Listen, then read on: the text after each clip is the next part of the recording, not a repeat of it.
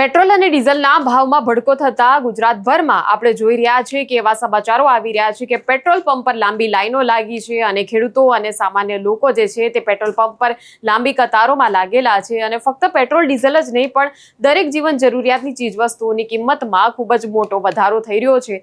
સામાન્ય જનતા ઉપર મોંઘવારીનો વધુ એક બોજ આવીને પડ્યો છે। એવામાં પેટ્રોલ અને ડીઝલના વધેલા ભાવ પર અને મોંઘવારીની વાતો પર જૂનાગઢના લોકોને જ્યારે સવાલો પૂછવામાં આવ્યા ત્યારે જે જવાબો મળ્યા છે તેની વાત કરીશું આ વિડીયોમાં। નમસ્કાર, નિર્ભય ન્યૂઝમાં આપની સાથે હું મયુરી।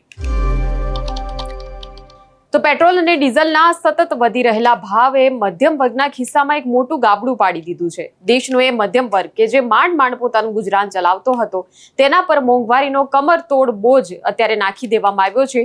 ત્યારે જૂનાગઢ શહેરમાં પેટ્રોલમાં વધુ ₹1 વધારો થઈ ગયો। ત્યારે પેટ્રોલ પંપ પર લાંબી લાઈનો જોવા મળી। જે પેટ્રોલનો ભાવ જે છે જૂનાગઢમાં હાલ ₹99 જેટલો જોવા મળી રહ્યો છે।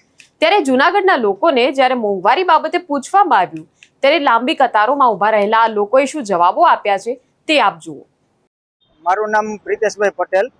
હાલની પરિસ્થિતિ જોતા પેટ્રોલ પંપે વાહનોની ખૂબ લાઈન છે અને એનું મુખ્ય કારણ છે વૈશ્વિક યુદ્ધ। આ યુદ્ધની અસર એવી છે કે ભારત યુદ્ધમાં ક્યાંય સામેલ નથી, પરંતુ બીજા જે દેશ યુદ્ધ લડે છે કે આજે અમેરિકા અને ઈરાનની યુદ્ધની લડાઈમાં ભારત નહીં પરંતુ આખું વિશ્વ પીસાય છે। અને ભારતમાં તો આપણે કહીએ છીએ કે ₹3 જેવો પેટ્રોલ ડીઝલમાં ભાવ વધારો આવ્યો છે કે આપણે તો ઘણો લાંબા સમય આવ્યો, 70-75 દિવસના યુદ્ધના બાદ આવ્યો। અને જે બીજા દેશ છે કે જેમાં આપણે જોઈએ અમેરિકા છે, પાકિસ્તાન છે, નેપાળ છે કે આપણે કોઈ આપણા પાડોશી દેશ શ્રીલંકા છે, એમાં તો ઘણો બધો અસહ્ય કે 50% 55% જેવો વધારો આવ્યો છે। એના વધારો જોતા આપણા ભારતમાં ખૂબ નહિવત વધારો છે। અને આપણા માનનીય વડાપ્રધાન મોદી સાહેબની આપણે જોઈએ તો એની કૂટનીતિ પણ એવી છે કે આપણે શક્ય હોય તેટલો આપણે ભારતની પ્રજાને કોઈ તકલીફ નહીં પડે એવું કામ કરવાનો ઈરાદો છે। પરંતુ આ વૈશ્વિક યુદ્ધની અંદર આપણે કોઈને દોષ ન દઈ શકીએ। આજે આપણે સરકારને દોષ દઈએ તો પણ યોગ્ય નથી અને પબ્લિકને દોષ દઈએ તો પણ યોગ્ય નથી કે વૈશ્વિક જે આ અસ્થિરતા ઊભી થઈ છે જેને હિસાબે આ પોઝિશન આવી છે। અને શક્ય છે કે હું તો એમ કહું કે પબ્લિકને પણ મારી નમ્ર વિનંતી છે કે શક્ય હોય ત્યાં તમે પેટ્રોલ ડીઝલનો ઓછો ઉપયોગ કરો, ઓછો વપરાશ કરો કે જેથી કરીને આ દેશની અંદર જે અસ્થિરતા ઊભી થાય આપણે ન થાય। અને ભારત આપણો દેશ છે અને આપણે ભારતના નાગરિક છીએ, તો ભારત દેશ કેમ આગળ આવે ને આપણા દેશમાં અસ્થિરતા ઊભી ન થાય કે આપણે નાગરિક તરીકે આપણી પણ જોવાની ફરજ છે। એટલે મારી તો એક વિનંતી છે કે શક્ય હોય ત્યાં સુધી આપણે ઉપયોગ ઓછો કરીએ અને શક્ય હોય ત્યાંથી સરકારને જે કોઈ ગાઈડલાઈન આપે એનું પણ પાલન કરીએ અને પ્રભુને આપણે એવી પ્રાર્થના કરીએ કે આ વહેલી તકે આ યુદ્ધનો અંત આવે અને ફરીથી સામાન્ય પરિસ્થિતિ ઊભી થાય એવી આપણે ઈશ્વર પાસે પણ પ્રાર્થના કરીએ અને પ્રજાજનોને પણ અપીલ કરીએ કે શક્ય હોય ત્યાં સુધી આપણે પેટ્રોલ ડીઝલનો ઓછો ઉપયોગ કરીએ। આમાં કોઈ સરકારને લેવા દેવા નથી, પણ વૈશ્વિક આ યુદ્ધની એવી અસ્થિરતા ઊભી થઈ છે કે જેમાં ભારત ક્યાંય સામેલ નથી, છતાં પણ ભારતને બધા દેશોના ભોગવવું પડે છે। તો આપણે પ્રભુને પ્રાર્થના કરીએ કે વહેલી તકે આનો ઉકેલ આવે ને યુદ્ધ શાંત થઈ જાય અને પબ્લિકને પણ શાંતિ મળી જાય। હા, મોંઘવારીનો પ્રશ્ન તો બધા આવવાનો છે કારણ કે પેટ્રોલ ડીઝલના ભાવ વધે તો પરિવહન પણ મોંઘું થવાનું છે ને એનો મોંઘવારીનો ભાર પણ આવવાનો છે। આપણે શક્ય હોય તો એવું વિચારીએ કે આપણે એક માવો ખાઈએ છીએ તો એક માવો ઓછો ખાઈશું ભાઈ।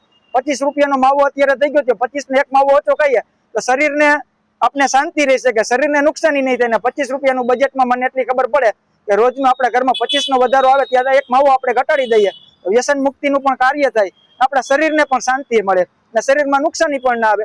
આપણે એવું કાર્ય કરીએ। મારું નામ અશોકભાઈ ચિંજુવાડિયા। મારું કહેવાનું એમ છે કે હમણાં સતત પેટ્રોલમાં વધારો થઈ રહ્યો છે। જે 10 દિવસની અંદર પહેલાં ₹2-3 વધારો થયો, પાછો 1 દિવસ પછી પાછો ₹1 વધારો થયો, અત્યારે ₹99 ઉપર પેટ્રોલ ચાલી રહ્યું છે। પેટ્રોલ મળી રહે છે, થોડીક દિક્કત છે પણ પેટ્રોલ મળી રહે છે, પણ ડીઝલનો બહુ પ્રોબ્લેમ છે। ડીઝલ અત્યારે મારા ખ્યાલથી કોઈ પેટ્રોલ પંપ પાસે હશે નહીં એવું મારું માનવાનું છે। તો આમાં એવું છે કે પબ્લિકને હેરાનગતિ બહુ થઈ રહી છે। આનો જલ્દીથી જલ્દી ઉકેલ આવે એવું કાંઈ પ્રશાસનથી મારી અપેક્ષા છે કે આના માટે કાંઈ યોગ્ય રસ્તો કાઢે। તો રાજ્યભરમાં પેટ્રોલ અને ડીઝલની સમસ્યા ગંભીર બની રહી છે, પણ આ વિડીયોમાં જેમ તમે જોયું કે જૂનાગઢનો આ યુવાન તો એવું કહી રહ્યો છે કે આ તો નહિવત જ વધારો છે। વૈશ્વિક યુદ્ધ ચાલી રહ્યું હોય તો એની અંદર તો આપણે કોઈને દોષ ન આપી શકીએ। જો શક્ય હોય તો પેટ્રોલ અને ડીઝલનો વપરાશ ઓછો કરી દઈશું. આપણા દેશમાં કોઈ અસ્થિરતા ઊભી ન થાય તે જોવાની જવાબદારી આપણી છે.